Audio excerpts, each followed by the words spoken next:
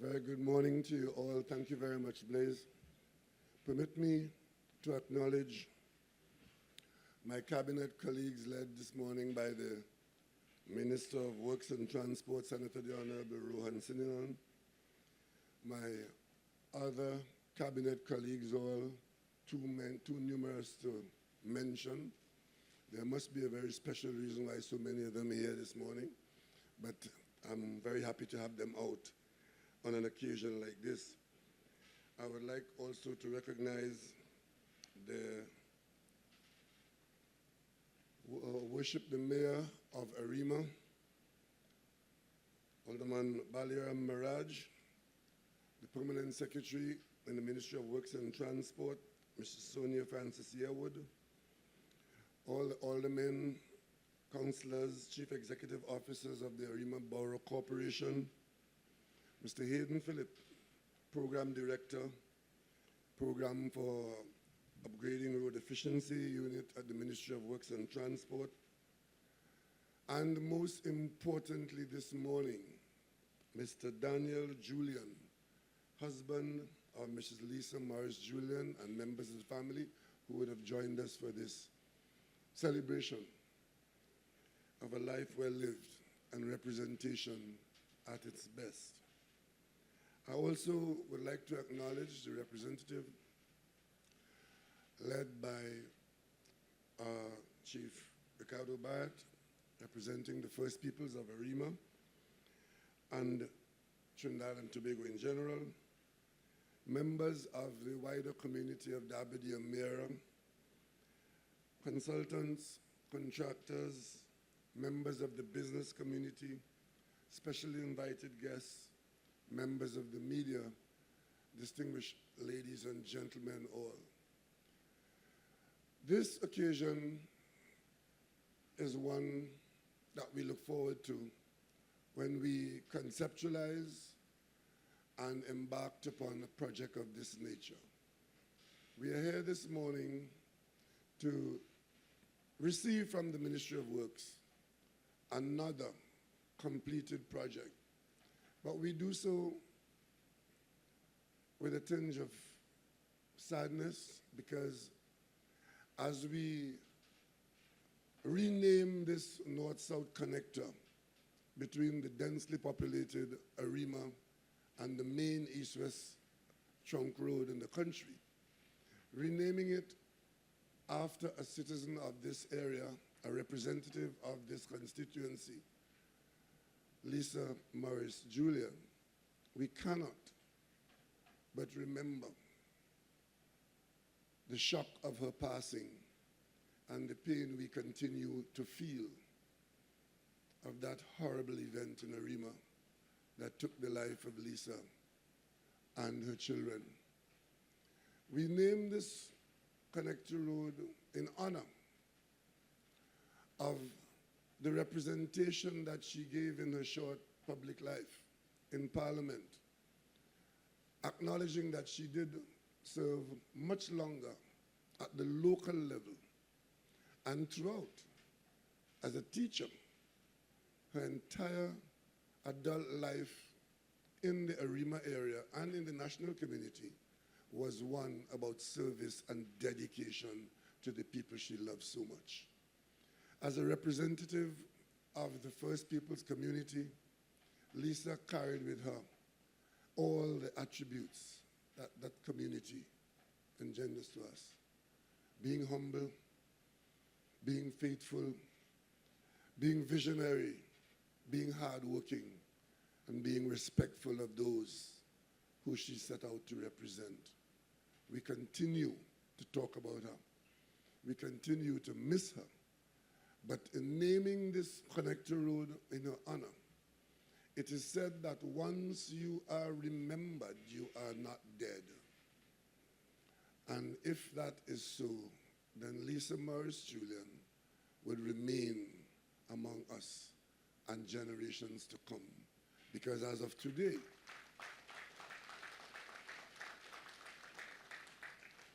we are erasing the name Dabadi Emera Road and replacing it indelibly with the upgraded modern connector, the Lisa Morris-Julian Boulevard.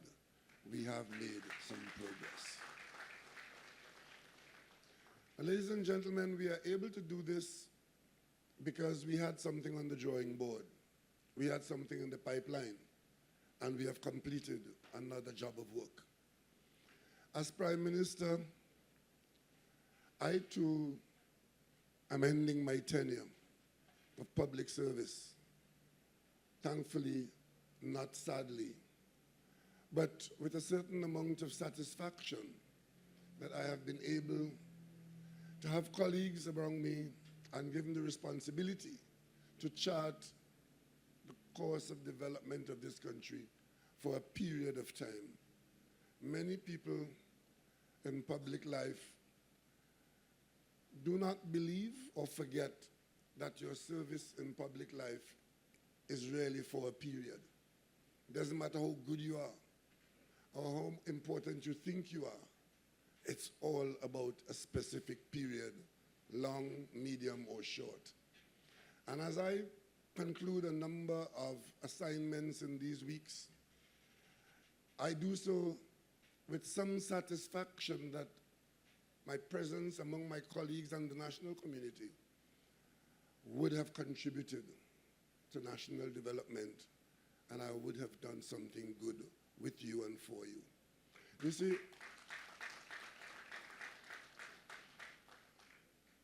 like in the household, the national budgetary process is one where there is never enough to do all the things you want to do, especially when you want to do them at the same time. So therefore, we have to accept that it is not feasible that we can do all that we want to do at the same moment that such things are required to be done. We have to plan. We have to execute. We have to prioritize. And every member of parliament or local government councillor would have some priority or some pet project that they would want to see done or that they would demand that it be done because they believe that it is the most important thing to be done for the people that they represent. And that being so, planning and executing national projects is like a conveyor belt that is loaded and operating. Because as fast as you take off, what comes to you at the end of the belt, another one appears almost instantaneously. Just cast your mind back on roads that didn't have any pavements and how you traverse those roads almost falling in the drain or being knocked over by vehicles. And the most important thing to be done is a pavement needs to be built on this road. But 1 week after the pavement has been built, everybody forget that there was a time when there was no pavement. And therefore, they start focusing now on another problem because the conveyor belt keeps pushing these challenges to you.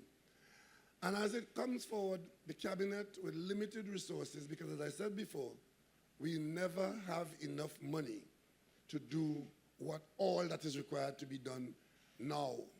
So we have to do some, leave some for later, come back to them, but it's a continuous process. As I look back on what we have attempted to do, it was done under the understanding that we will try to do so across the entire nation, so that every sector, east, west, north, central, and south, would benefit from what we have at the moment as we do national development. And that is why, as you look at the road network, you would see that we've done work in the east on the Toko Main Road, the upgrade of the Toko Main Road, that's still going on. We've done phase 1, should be on phase 2 now. And when you travel on phase 1, you'll see the difference that it makes to go there and be on an upgraded piece of roadway. We've done in the west, you heard mention this morning of the Diego Martin Highway, the overpass, and the turnings around West Moorings, which has created a completely new town center area in the west. We've done so in the southwest, on the modern highway to Point Fortin. We're working around Chaguanas And of course, we are on the main north-south road. I understand that in the next few weeks we should complete the work that we've been doing there to increase the capacity of that main north-south road. So, and we also have the connection via Komuto to Sangre Grande. All of these are areas where the current usage of the existing roads have shown that we are almost up to capacity, and that reflects itself in continuous traffic jams and waste of time and so on. So every one of these projects bring about the benefit of greater movement, ease of transportation from point A to point B, saving time and fuel, and therefore should contribute to national efficiency. But this arrangement and this approach is not only about roads.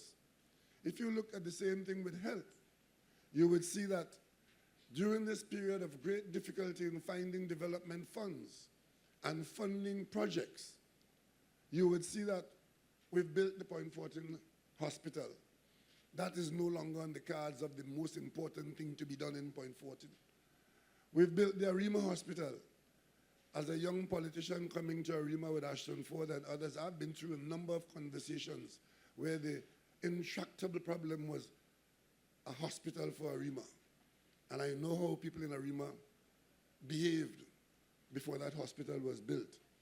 And of course, we completed a hospital in Sangre Grande, where I cannot offer enough praise and thanks to those employees in the healthcare sector who worked in Sangre Grande in substandard conditions, providing healthcare to the largest geographical block in the country, and having to be recognized as being among the best healthcare providers in the country, dedication at its best, and responsibility at the job place. And today, they have what they call the Sangre Grande Health Campus, because they've got an ultra-modern hospital. We did the same thing in Roxborough and Tobago. And of course, on the 10th of of March, I will take, along with my colleagues, completion of the Central Block in Port of Spain, which for me is probably the most significant thing we would have done infrastructurally in the country. Because since 2009, we have had the requirement to get out of a building that was very threatening. And now we will have the Central Block on the 10th of March. And of course, on the 15th of March, we will take completion of the construction of the Tobago Airport Terminal building.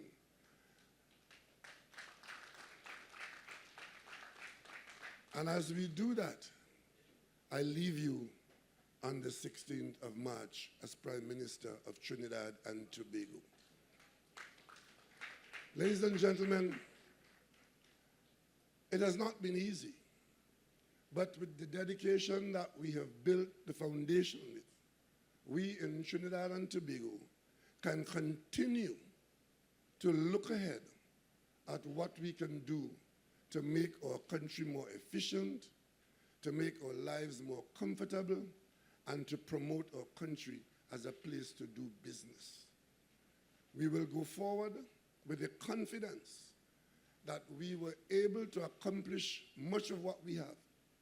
The few things I mentioned here this morning are only a part of the job program that we have engaged in the last 9.5 years. But as I say, the conveyor belt is still working.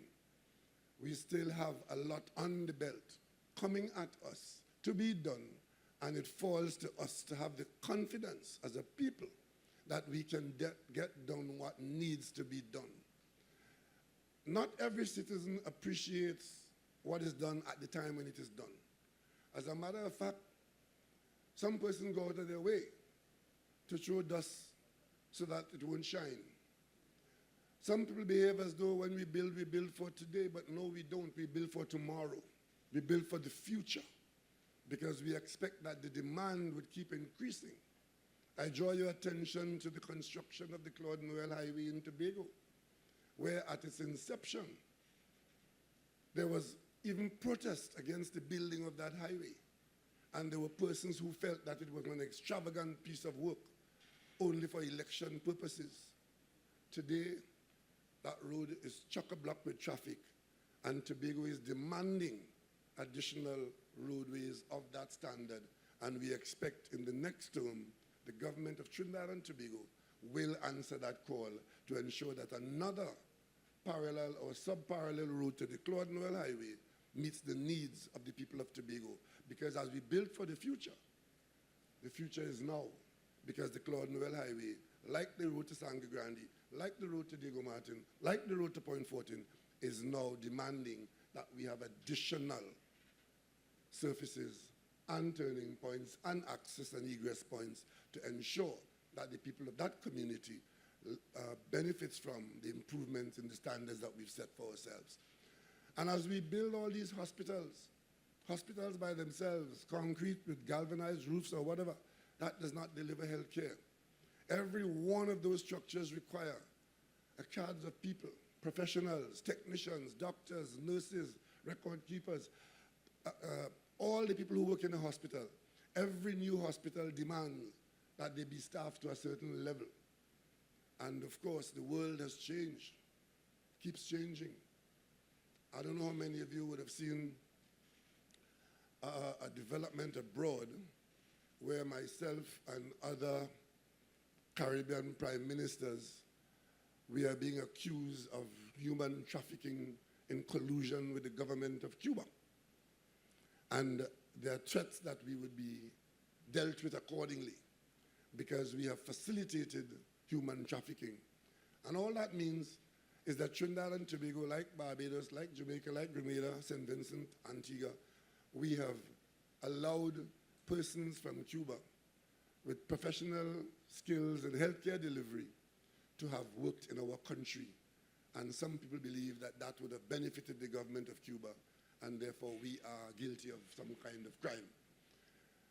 Interestingly enough, there are some local people who are prepared to support that nonsense. But as Dr. Williams said, as perfect as we might think we are, we're far from perfect. Among us, we too have our ragamuffins, and we expect them to talk that foolishness when others give life to it. We have been encouraging and hiring and paying good commercial rates to healthcare delivery personnel from Cuba, from the Philippines, from India, and sometimes from Africa, who work among us, because we find these professional jobs, the professional services, wherever they are available.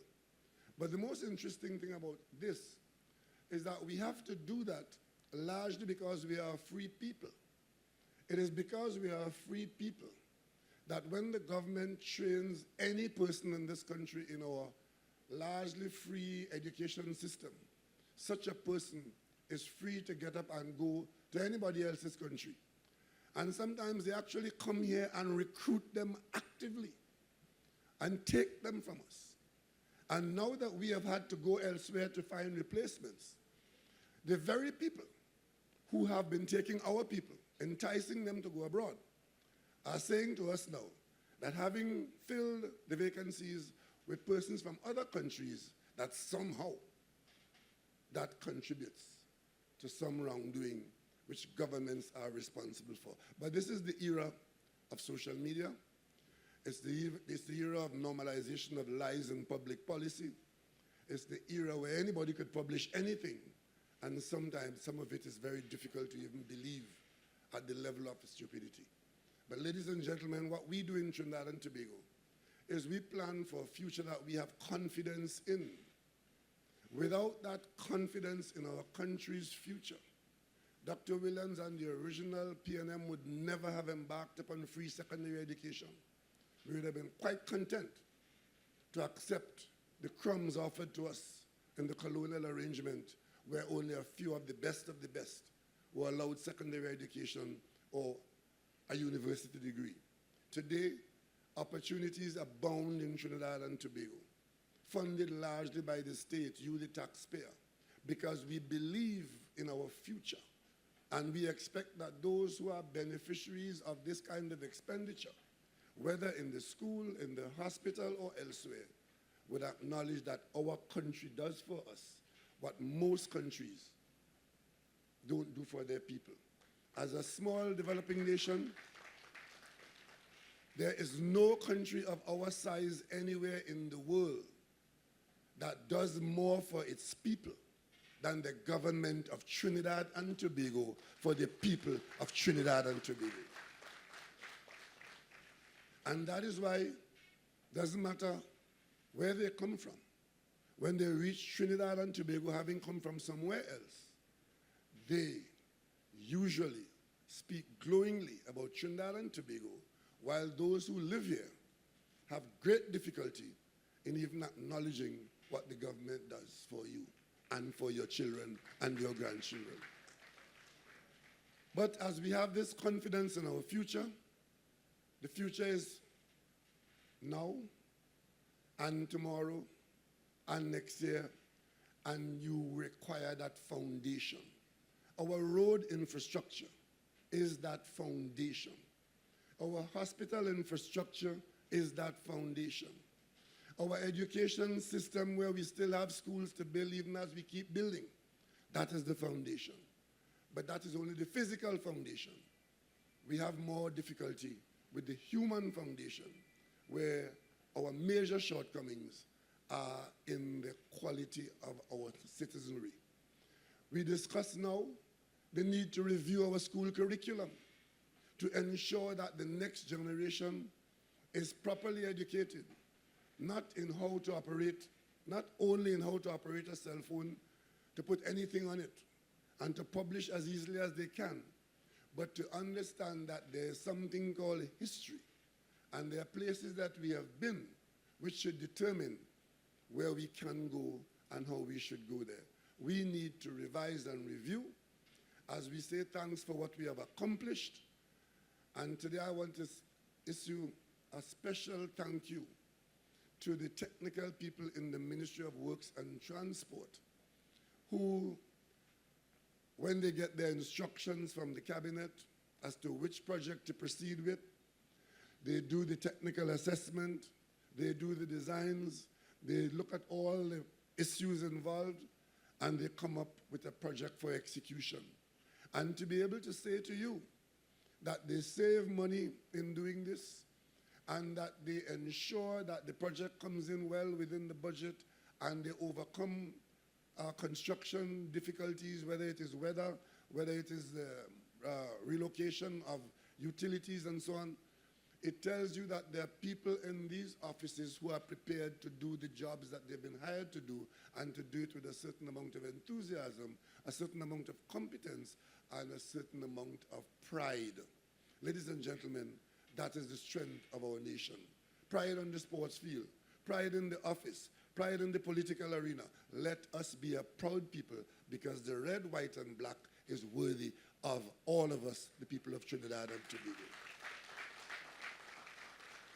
So today, as we accept this project ahead of others, we know that the others will come. We go on to other junctions like this in the country, other overpasses. I'm sure you've forgotten the Kirep overpass. That was a big project in the early part of our term. As we go to the other projects, this one has come off the conveyor belt. But we do so today, acknowledging with some amount of sadness that we join the Morris-Julian family in continuing to mourn Lisa's passing, but acknowledging that she was here, she did the representation. Sad as we are that she's not here at the completion, but knowing that it was not in vain. So I thank you for the good job. I thank you for supporting the efforts, and I thank you for your patience as the conveyor belt continues to bring challenges to us in government. Trusting us as we trust in you to be the best that we can be. Thank you for your service.